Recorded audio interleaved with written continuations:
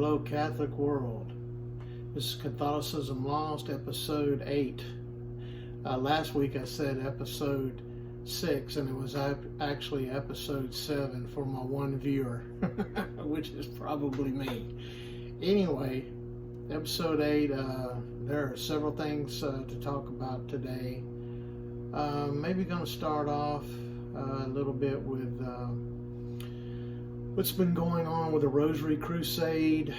The Vatican came out, as I was talking about last Sunday, with the document that basically we don't want to give Mary too much credit because we may confuse the credit we give her with the worship of Jesus Christ, which is going to confuse a lot of souls. This is total nonsense, people. Total nonsense. I wish that they would use the same criteria that they just used against our Blessed Mother Mary in heaven, against these false religions that they're bringing into the Vatican. They are not telling them they must convert to Jesus Christ, but us, Catholics, we're being chastised for invoking and honoring the Blessed Mother of God, which is, it's absolutely ridiculous.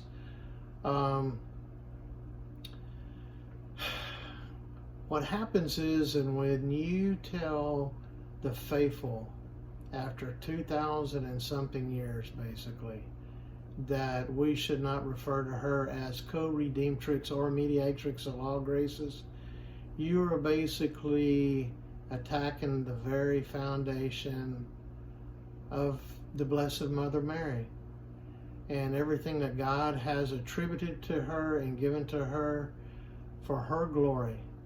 He wants this. It's his mother, and she was without sin. What it does is it attacks the dogmas of Mary, the Immaculate Conception. It does. When you try to act like a bunch of Protestants and say that we're only going to go by references in the Bible and stuff like this, I hate to say it, the Protestants don't know the Bible. They didn't put the New Testament together. They don't even know what it's talking about. They reject everything the Catholic Church stands for. Anything the Catholic Church stands for, they're gonna discredit it in one way or another, just like they do the Blessed Virgin Mary. And all the references in the Bible, there are several of the Blessed Virgin Mary, and in the Old Testament, alluding to her in the future. What you're doing is you're hurting, and you're saying pretty much in a sense that the Immaculate Conception is not true, and the Assumption of the Blessed Virgin Mary is not true, because all you're saying is that, well, she was blessed and she was the Mother of God and she was great in a way, and that's it. The Protestants believe, most of them believe anyway, that she was not a virgin her whole life, and that Jesus had brothers or whatever, which is, like I talked about before, so ridiculous. God does not need brothers. Anyway, I wanted to read a few things that I've come across today in my little missal here on the Blessed Virgin Mary, and these are really, really important.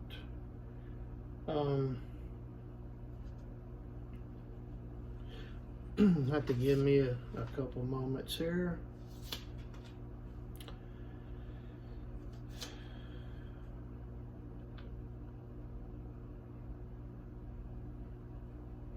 Just listen to some of this stuff. I don't even want to go to this right now. I want to start over here.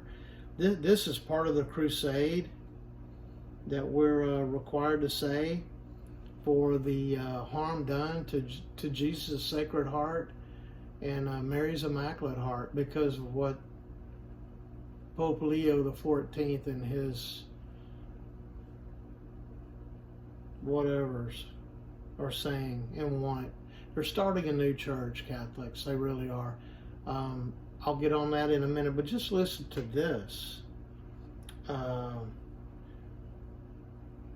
Holy Mary, Holy Mother of God, Holy Virgin of Virgins, Mother of Christ, Mother of divine grace, Mother most pure, Mother most chaste, Mother most undefiled, Mother inviolate, Mother most admirable, Mother most admirable, Mother of good counsel, Mother of our Creator, Mother of our Redeemer, Virgin most prudent, Virgin most venerable, Virgin most renowned, Virgin most powerful, Virgin most merciful, Virgin most faithful, Mirror of justice, Seat of wisdom, Cause of our joy, Spiritual vessel, Vessel of honor, Singular vessel of devotion, Mystical rose, Tower of David, Tower of victory, ivory, House of gold, Ark of the covenant, Gate of heaven, Morning star, Help of the weak, Refuge of sinners, Comfort of the afflicted, Help of Christians, Queen of angels, Queen of patriarchs, Queen of prophets, Queen of apostles, Queen of martyrs, Queen of confessors, Queen of virgins, Queen of all saints, Queen conceived without original sin, Queen assumed into heaven, Queen of the most holy rosary, Queen of peace. Does this just sound like an incubator or some blessed mother on earth that just gave birth to God? Did that really just sound like that? This is from the old missals, which I prefer, because they are so enlightening in so many ways. And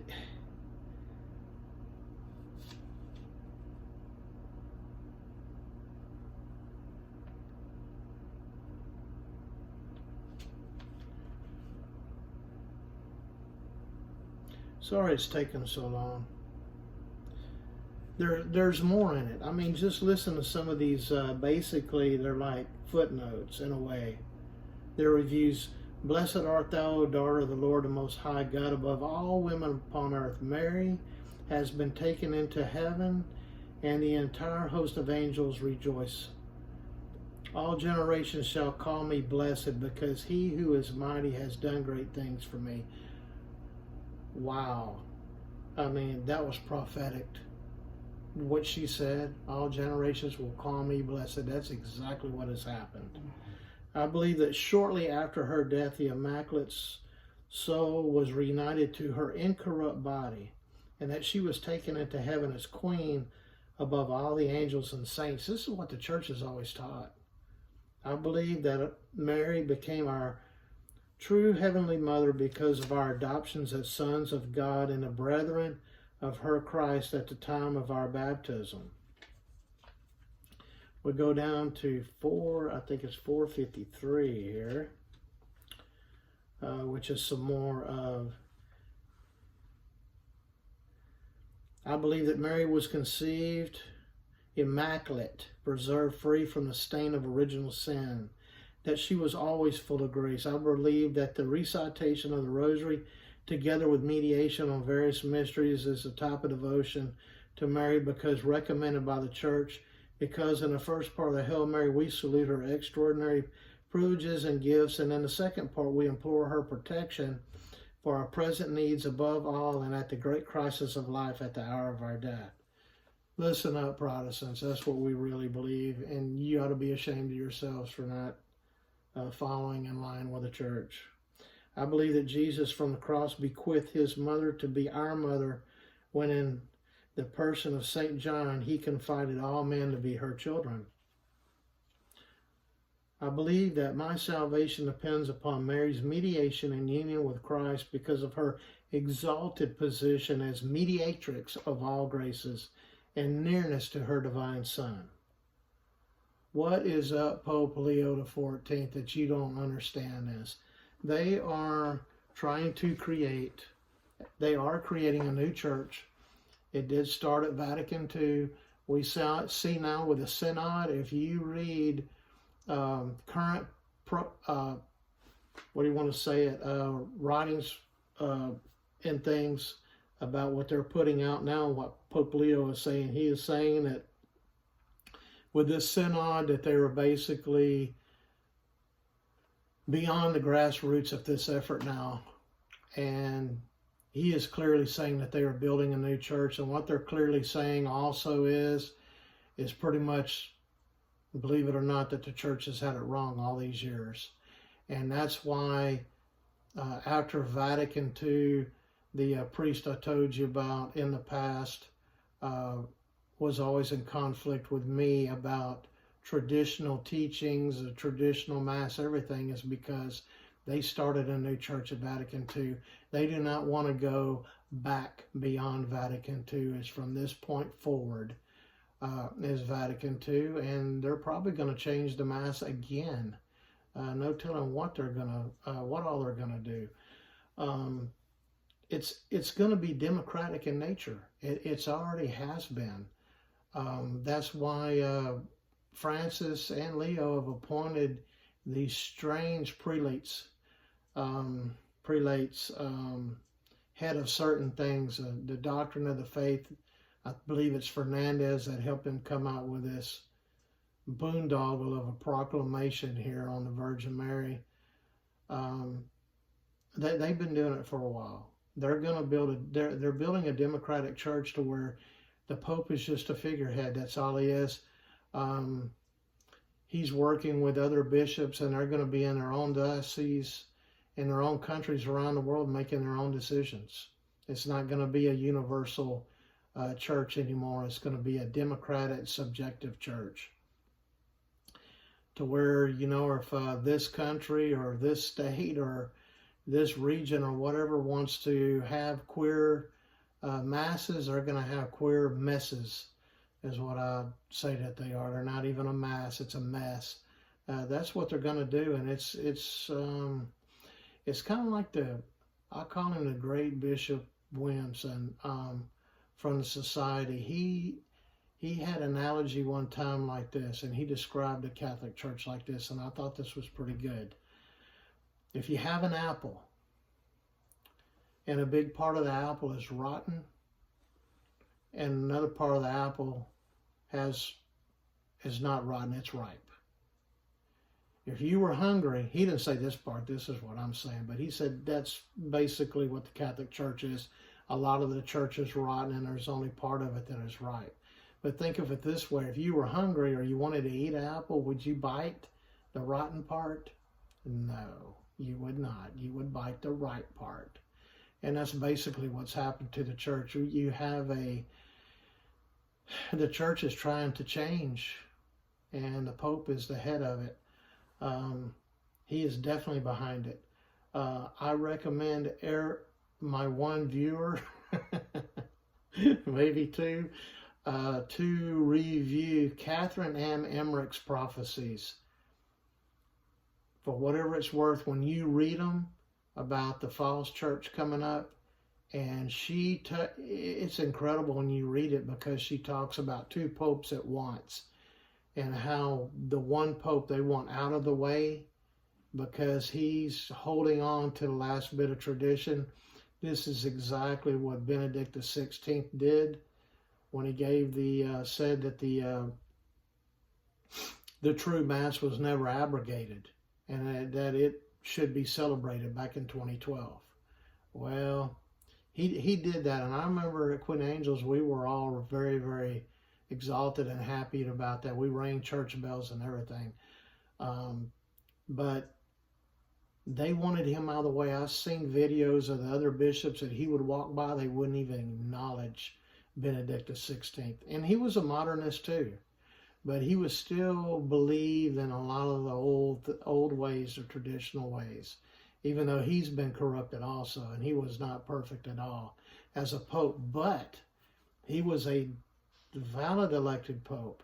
And if you read Blessed Catherine M. Emmerich's prophecies, she is talking about another pope that comes in that they want, that's going to head a church that's going to be over secular things and things to do with the environment.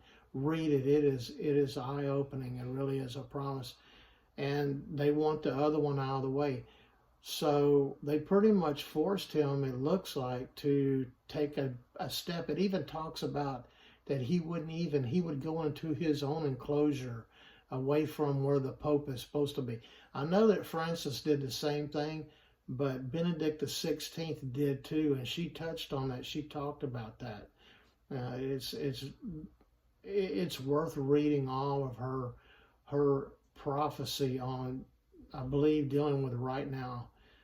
We've had prophecies talking about two worm-ridden popes. probably more than likely is Francis and Pope Leo. Um, there's nobody right now at this time that fits the prophecies that she discussed. She even discussed that the rise of the church after this trial was over, it was going to be a very terrible spiritual trial.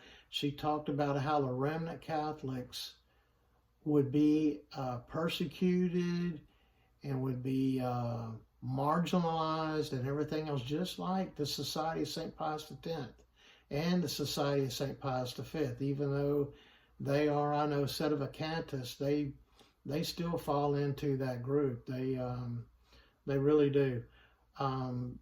That they would be marginalized, and if you read it, you'll see that it's just like what's happening.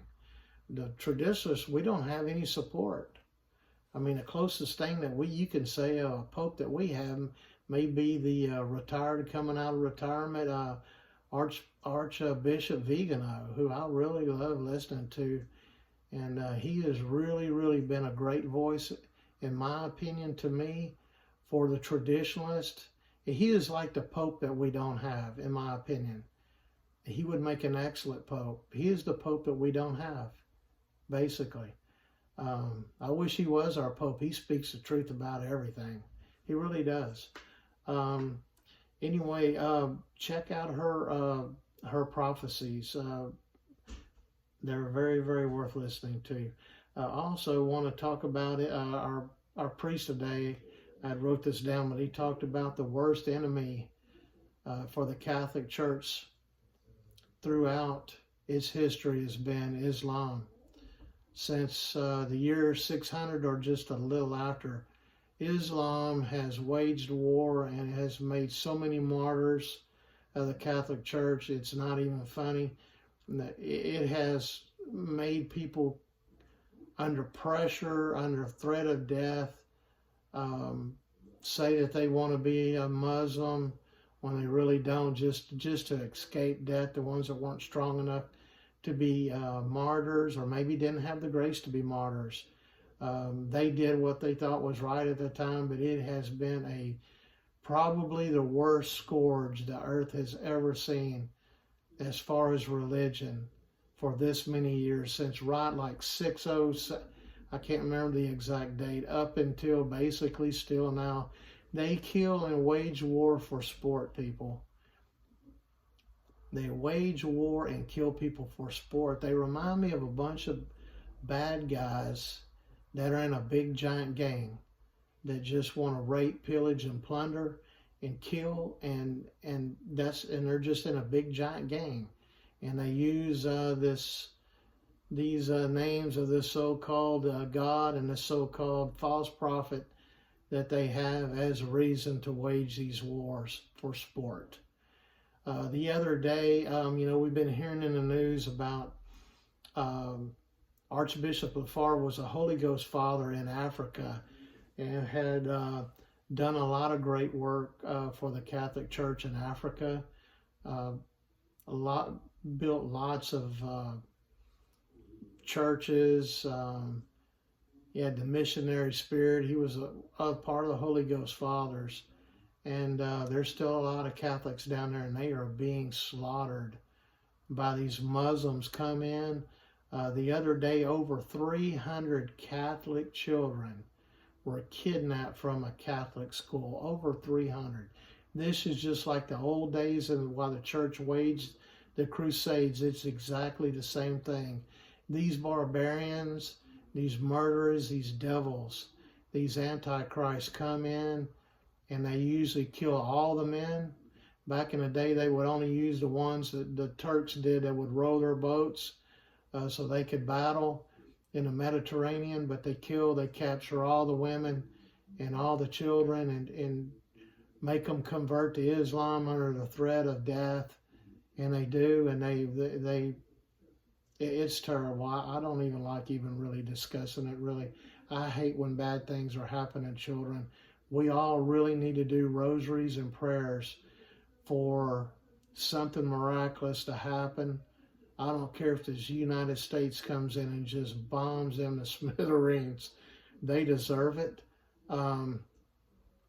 hate war, but there are just wars, and you have really got to go to war against people like this. I mean, it's kill or be killed. It really is, and they will conquer you if you don't fight. If you don't fight and kill them, they're going to conquer you. They almost conquered Europe, and now they're back into Europe, not as an army, but as themselves without weapons. They conquered Europe now without even having to fight for Europe because of the stupidity of the leaders. Have let them all come in, and there will be bloodshed. There will be I firmly believe a war of civilizations. I think there's going to be that unless they get the upper advantage, the advantage so quick that people are not strong enough to resist them, and they just start converting to Islam or being taxed or whatever it is.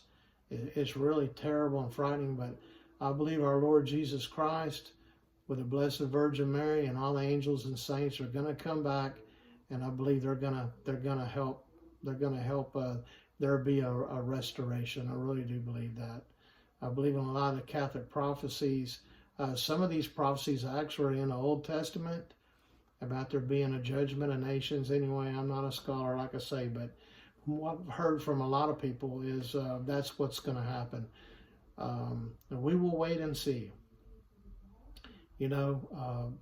Islam is just a terrible scourge. I can't say too much about it, but here we go. At God's holy house in the Vatican, we have a prayer room for these people. A prayer room for these people that want our destruction. And that is their one goal that they've always had since their very beginning, is the conquest of Rome. Rome and the Pope Leo and all them are gonna think twice about letting people that aren't part of your culture and want to kill you come into your holy house and set up a room back there and watch television and pray prayers to false gods and false prophets back there, because something's liable to happen. God may give you what you allow. If you don't fight evil, he may allow it to conquer you as a lesson to all of us. I don't want to see that happening, but they are really sticking their neck out, I should say, for it to be chopped off, cut off.